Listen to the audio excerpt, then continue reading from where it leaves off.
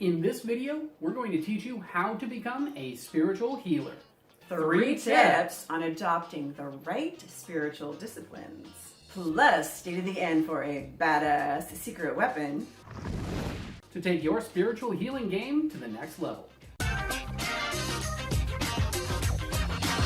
I'm Heather. And I'm David. From ZenRoseGarden. Yes. Helping people create badass lives. One of the first formalized spiritual paths that we have as a human race is the shamanic path. And long ago, the path of shamanism decided that there were 3 important spiritual disciplines that you should follow to stabilize your spiritual gifts. physical, spiritual, and social. These 3 habits, if you practice them, help you stabilize your gifts as a spiritual healer. Because we have to practice anything to be good at it. So we have to know how to take these skills and access them at will. By practicing these 3 disciplines, you are creating the strength and the stamina and the ease of access to your gifts and abilities whenever you need them.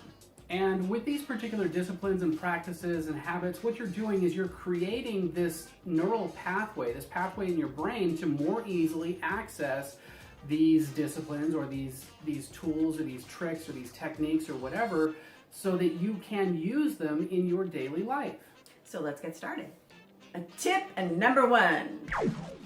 Physical disciplines. Physical disciplines are meant to disrupt the normal physiological functions of the body so you can open your body and mind to new possibilities. And basically level up physically.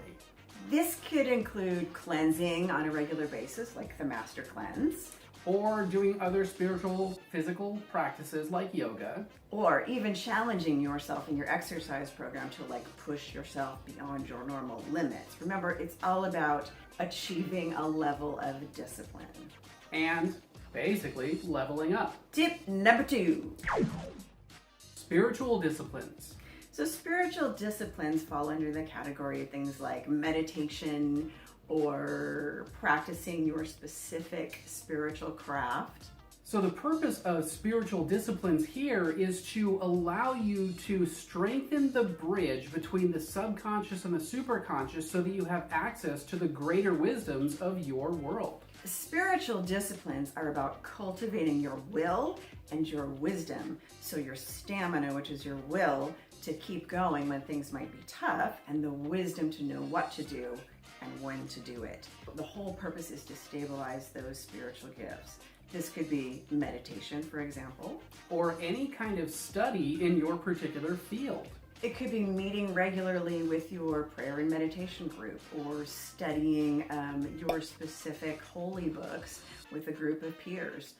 Anything like that would be considered a spiritual discipline. Getting up every morning and greeting the sun. You're leveling up your skill set as far as the knowledge that you know, but you're also putting in a bank into your subconscious to pull from when you're in that mode where the information flows freely and you're doing sermons or you're engaging in conversation with your peers or whatever. You're building up that skill set and that bank of information, as well as the ability to access the higher consciousness. Tip number 3.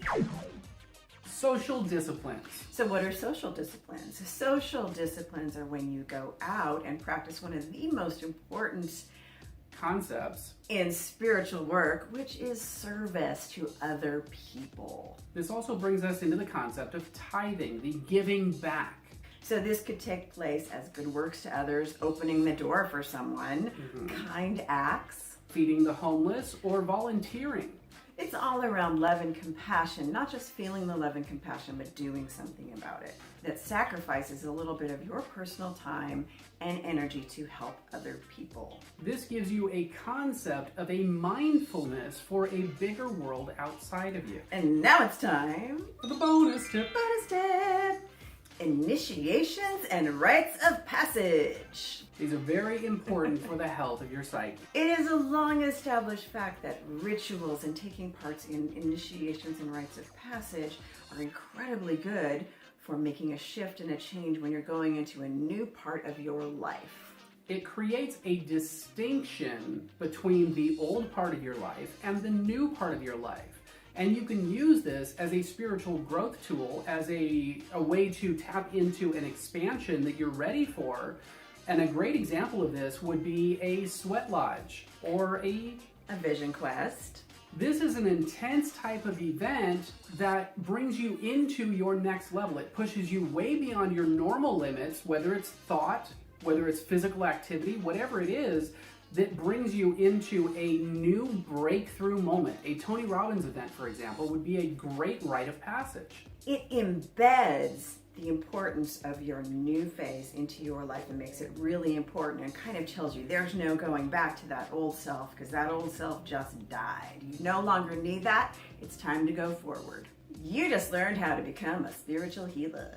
Now it's time for that secret weapon. We want to invite you to join our private advanced chakras group for the Badass Healer. Click the link in the description to join. We want to give a big shout out to our awesome subscriber, Dr. Renee Moudry. Yes, thank you for joining us here on YouTube. And thank you for all of your support. Mwah. It's Truth Bomb time. Leave your truth bomb moments and any questions you have in the comments below.